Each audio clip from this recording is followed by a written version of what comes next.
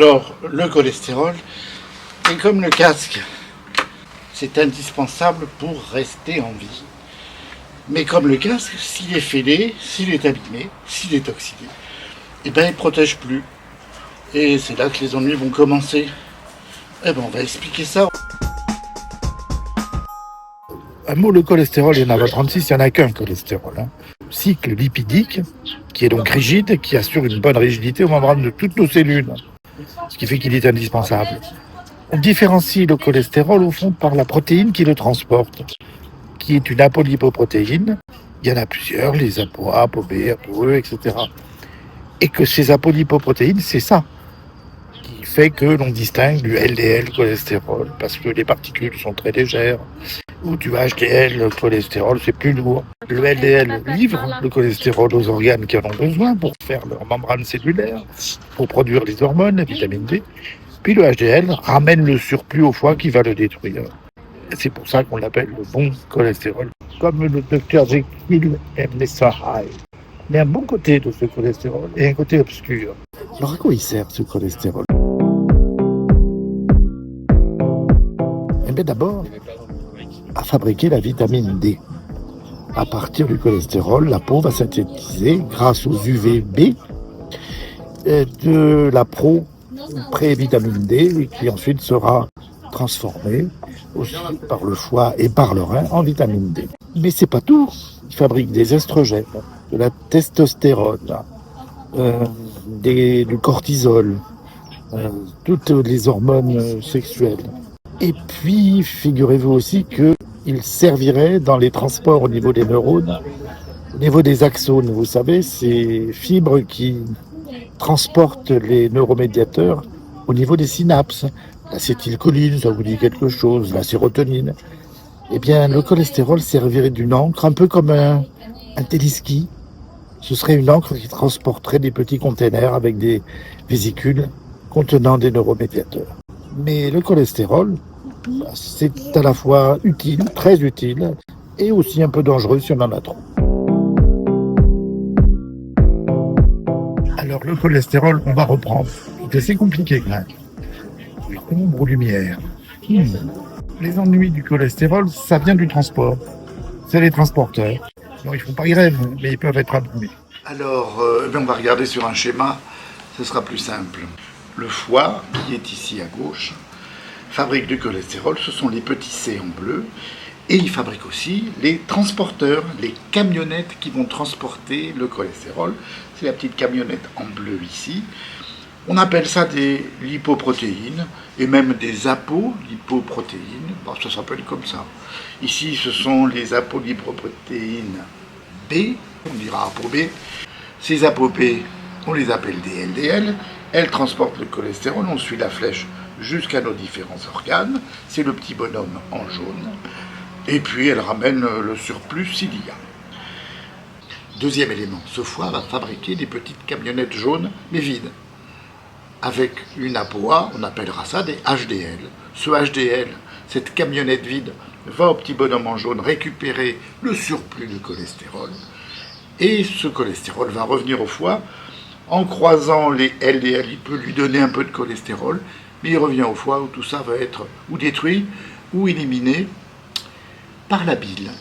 Voilà, c'est le transport du cholestérol et ça se passe très bien. À moins que il y ait une oxydation du LDL. Pourquoi il est oxydé? Il est oxydé par des radicaux libres. Je ne vais pas refaire un topo sur les radicaux libres.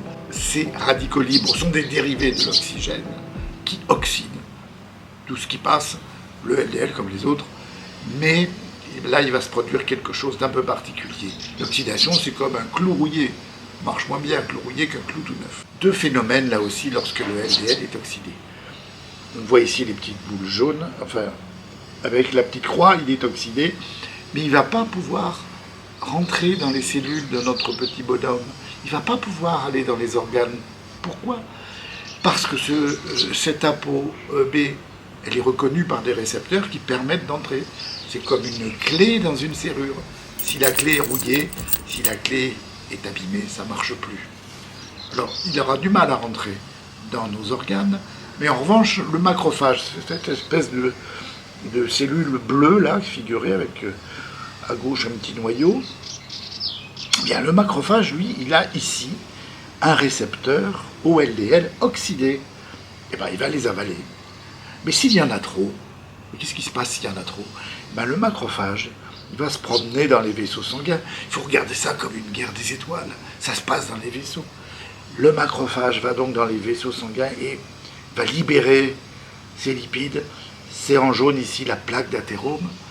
Plaque d'athérome qui rétrécit le calibre de l'artère, la lumière de l'artère, qui prédispose à la formation d'un caillot.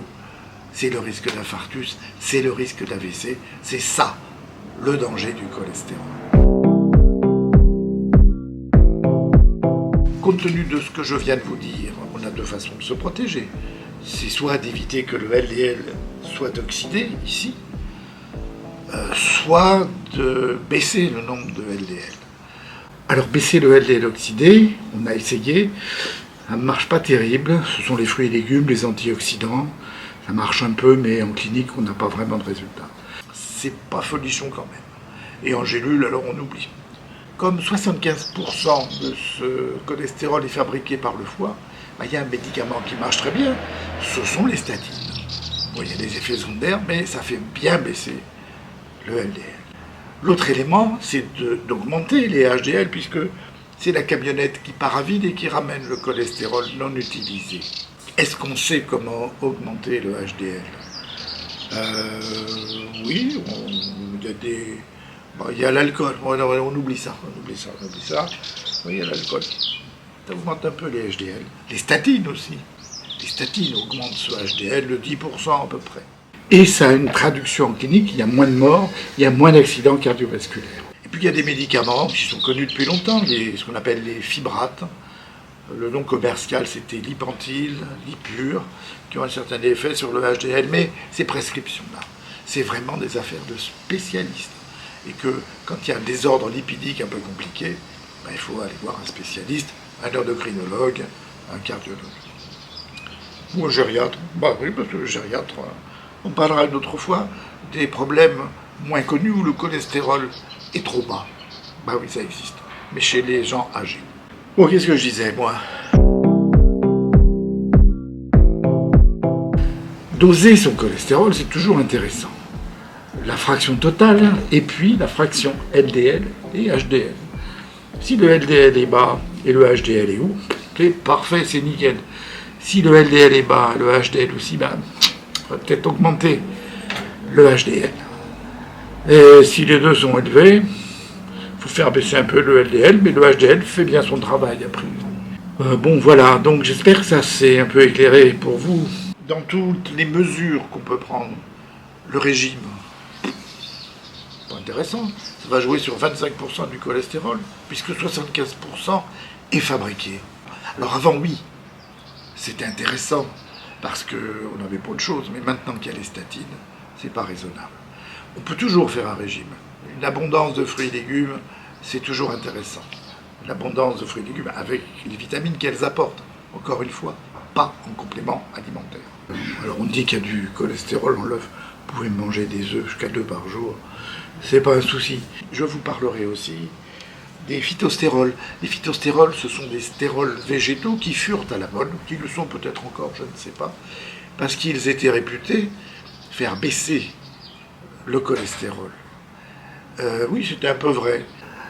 Pour 25%, je ne sais pas si ça vaut le coup. Très honnêtement, je pense qu'ils avaient aussi des inconvénients dont on a peu parlé. L'industrie agroalimentaire, qui est bien sûr très vertueuse, s'est empressée de commercialiser des aliments riches en phytostérols. Et on verra que ça pouvait être dangereux, mais ça, c'est une autre histoire.